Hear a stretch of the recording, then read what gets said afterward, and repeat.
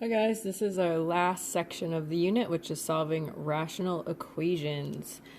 So for some of these, there's always two different ways to do things, or more than one way to do things. So I'm going to show you for the first couple two different ways to do it. So remember, rational equations just mean that we have equations with rational expressions in them. So this is a rational expression, rational.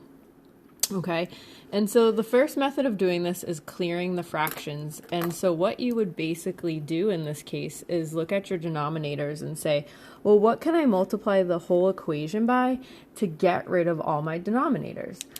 So in other words, you're really asking yourself, what is the common denominator? I'm trying to find a pen that works. All right, and some of you might find this way difficult, and maybe the next way is going to make more sense. So 2x, 10, and 5x. Well, first let's look at the numbers. 2, 10, and 5. What do they all go into? What are they all factors of? 10. Okay, and then we have an x, no variable, and an x. So that means I would have to multiply by an x. So again, this 10x, that's really, if I were to add all these together, a common denominator. But I'm going to clear the fractions instead. So here we go. I'm multiplying everything by 10x. So if I do 10x, remember it's technically 10x over 1. If I multiply that by the first rational expression there, you really are going to have 10x over 2x. I'll write it to the side. 10x over 2x. The x's cancel. What's 10 over 2? 5. Okay, now we have to distribute into the next one. 10x times 3, I'm doing this to the side for those of you who can't do it mentally, that's 30x over 1 times 10 is 10. Well, what's 30 over 10? That just gives us 3x. And then I distribute to the last one. 10x times 1 is 10x. 1 times 5x is 5x. The x's cross out. What's 10 over 5? 2. Now, this is an equation that you solved like in middle school. So to solve for x, you would subtract 5. I'm going to get negative 3. And then you would divide both sides by 3. You get x equals negative 1. Excuse me. So the only thing is, you do just have to do a quick mental check to make sure that you don't get a negative in the denominator. A 0. So if I put a negative 1 here, that's not a problem and not a problem. Again, why am I checking that? Because you can't divide by 0. So for people who didn't like that way, and that was confusing, another way we can look at this is proportions. So I only have one fraction on this side, so I'm just going to leave that alone. Excuse me, and I'm going to focus on combining just those two fractions. And this goes back to what we've been doing the past 3 school days. And so just looking at 1 over 2x plus 3/10, you'd ask yourself, well, what's the common denominator here between 2x and 10? And the common denominator is, for these two, is a 10x. So that means I have to multiply this one by 5 over 5, and this one by just x over x. So 5 times 1 is 5. 5 times 2x is 10x. 3 times x is 3x. 10 times x is 10x. Nothing happened on the right. So now you can combine my two fractions together. I have 5 plus 3x over 10x. No, those x's do not cancel. So now you have a proportion. Why? You have a fraction equaling a fraction. And we talked about this back in part 1, the first couple weeks of school. This is something you were supposed to cover in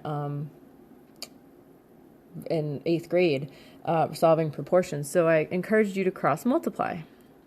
So that means I have to do 5x times the quantity 5 plus 3x, and then 10x times 1. Some of you might be like, this is way more complicated. Well, it might make more sense to some people, so I like to show all the ways. So if we distribute in, we're going to get a 25x plus 15x squared equals 10x. Okay, so what are we going to do now? Let's get all our terms to one side because we have an x squared. So we have a 15x squared. I'm going to subtract a 10. That's a 15x equals 0. How do you solve this, guys? We did a whole unit on this. You could do quadratic formula. You could also factor this. Take out a 15x. you're left with 15x plus 1. Excuse me, no, you're not left with 15x. You're left with just 1x plus 1 equals 0. This is the zero product property. You have 15x equals 0 and x plus 1 equals 0. Subtract 1, I get x equals negative 1. Divide by 15, I get x equals 0. Now, if you heard me a couple minutes ago about checking your answers, x equals 0. If I put 0 up here into the original problem, I'll have 1 divided by, this will be 0. Can you do 1 divided by 0? No. So x equals 0 is not a solution here. The only one that works, just like we just showed, was negative 1. So that's another way to do it. I realize it's much longer, but again, it might make more sense to people. Let's look at number 2. I'll do it both ways again. So again, we have 1 fraction on the left and 2 on the right. So just like last time, first I'll show clearing the fractions. So it might help you to think of 1 as 1 over 1. All right, so if we look at x squared, x, and 1, what's the common denominator? And hopefully you're going to tell me x squared. So I'm going to multiply everything by x squared. So for people who need to see it, if I have x squared, technically that's over 1, times 5 over x squared, those cancel, and you're just going to have 5. Distribute in over here. X squared over 1 times 6 over x. This x and this x cancel, you're left with 6x. And go to your last one. I don't think you have to do this one to the side. You'll just get a negative x squared. So because you have an x squared in your work, that means you have to get all the terms to one side. And I would choose, in this case, to move everything to the left because I want to make x squared positive. So I'm going to add an x squared, subtract a 6x, and the 5's already there. So this one does factor. You could also do completing the square and quadratic formula. But I'm looking for factors of 5 that give me negative 6. And so I think I'm going to have, let's see, they have to add to it. Oh yeah, negative 5 and negative 1, because negative 5 times negative 1 is 5. Negative 5 plus negative 1 is negative 6. Zero product property gives me x equals 5, x equals 1. Let's just check our answers. 5 squared, 5, that's all fine. 1 squared and 1, I don't get 0. Those are my 2 answers. Great. So again, if that way works for you, perfect. If you like the second way I showed it, I'm going to do that quickly here. I'm going to write it as 1 over 1. So again, you'd want to work on the side with the 2 fractions and say, okay, what's your common denominator between x and 1? And you're going to tell me x. So that means all I have to do is multiply that second one by x over x. So I have 5 over x squared equals 6 over x minus x over x. So now on the right, you have a common denominator of x. Your numerator is 6 minus x. No, those x's don't cancel. Now we have a proportion, a fraction equaling a fraction. So you're going to cross multiply. 5 times x is 5x equals x squared times the quantity of 6 minus x. Here we go, distribute in the x squared. We get 6x squared minus an x cubed. Whoa. So again, I'm going to want to get all my terms to one side. I'm going to move everything to the left because I want x cubed to be positive. So I'll have x cubed minus 6x squared plus 5x equals 0. Remember back in the factoring unit, I'd say to you, hey, what can we take out of all the terms before we factor? And in this case, you want to factor out an x to make your life easier, because some of you might look at that and be like, I don't know how to factor an x cubed. So now this is just like what I did previously. We're looking for factors of positive 5 that add to negative 6. You're going to tell me negative 1 and negative 5. Zero product property gives me x equals 0, x equals 5, and x equals 1. But let's go back and check our work, our original problem, sorry. So 0. Can I have 5 over 0 squared? No, you can't divide by 0. 0 is not an answer. 5 and 1 again are no problem. Those are your 2 answers. All right, number 3. How many do I have total? So you're not like, how long is this going on for? I only have 4 examples for you, which I thought would be plenty. But so number 3, this one's set up different than the last 2. So right off the bat, you have a proportion. So I will show 2 ways, the multiplication way and the proportion way. So I'll kind of stay consistent here. Looking at your 2 sides, what's your common denominator? Well, remember, this is the quantity x plus 4. So that's part of what we have to multiply, as well as this x. So just to be clear, we've spent the last 3 days on this, but this x is not the same as saying, oh yeah, that has an x here in the x plus 4. This is the quantity x plus 4. So here we go. If we distribute this into the first one, those x's are going to cancel. And you have 2 times the quantity of x plus 4. When we distribute over here, for people who might need to see it, I realize I didn't do that on the last one. Remember, it's over 1. The quantity x plus 4's cancel, and you're just left with x. All right, this is my side work. Oops, sorry. So distribute in the 2, you get 2x plus 8 equals x. Wow, this doesn't seem so bad. Let's subtract x and then subtract 8 at the same time. So I get x equals negative 8.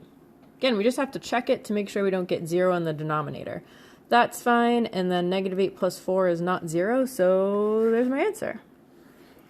Other way to do it, proportion way. Again, it's all set up to be a proportion, so those people, you're just going to multiply right away.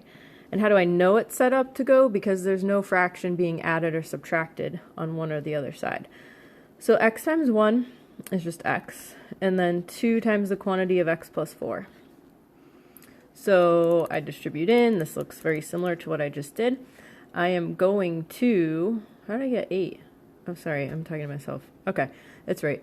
So I'm going to subtract x and then subtract 4. How did I get a negative? I did something wrong here. You are supposed to get negative 8. Did I? Oh, this is an 8. You're probably like screaming to me, that should be an 8. I didn't distribute correctly. Okay, there we go. That's fixed. Okay, so I'm going to subtract x and then subtract 8 at the same time. Boom. There's my answer. This way is more direct because you don't have to multiply this time by the common denominator. So these people had more work than these people because you had to think about the distribution. So there's that setup. And then one more, number 4, same type of deal. This time for the people who like to multiply the whole equation by something, it's going to benefit you to factor this here. So x squared minus 4, that's the difference of perfect squares.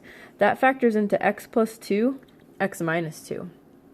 So what is our common denominator? What do they have in common? They have an x minus 2 in common, so that's what I need to multiply by. And then this one has an x plus 2 binomial, which has to be included. Okay, so when I distribute into the first one, those x minus 2's are going to cancel, and you're left with negative 2 times the quantity of x plus 2. When I distribute over here, oh, all that cancels, and you're just left with the numerator of x minus 4. We're going to distribute in the negative 2. Let's see if I can do it correctly this time. I have x's on both sides, so I'm going to choose to add 2x to get a 3x over here, and I'm going to add 4 to get a 0. I will divide both sides by 3, which gives me x equals 0. All right, and so in this case, the only problem is when you do it this way, oh no, we're supposed to get 2 different answers. And so here is, oh no, it is x equals 0. Sorry, I can't pause with this feature that I'm using to video. Never mind, you can ignore what I was saying. So we get x equals 0. Let's go back and check. So 0 minus 2 is fine. 0 squared minus 4, that doesn't give us 0 either. Our only answer is x equals 0. Great. Okay, next way to do it. For those people who are proportion people. So for my proportion people, you're ready to go. You have a fraction equaling a fraction. You can just multiply right off the bat. So you have negative 2 times the quantity of x squared minus 4 equals x minus 2 times x minus 4. All right, so I'm going to distribute in the negative 2 here. So I get negative 2x squared plus 8 equals, I'm going to FOIL the right. That gives me x squared minus 6x plus 8. Again, that's kind of old news, the foiling. So we have x squared, so that means we want to get everything on one side. I notice that I have a negative 2x squared here, so I'm going to move everything to the right. So I'm going to add a 2x, that's going to become a 3x squared, and then I'm also going to subtract 8, which ends up canceling out. So now to factor this, you're going to factor out a 3x, and you'll be left with x minus 2. Zero product property gives you this. Divide both sides by 3, you get 0, and then you add 2 to get x equals 2. Let's go back and check again. 0, we can have 0 minus 2, that's not 0, and 0 minus 4, that's not 0 either. So 0 works. And then for 2, let's check that out. 2 minus 2, oh, that gives me 0, so that can't be a solution because I cannot divide by 0. So once again, your only answer is x equals 0.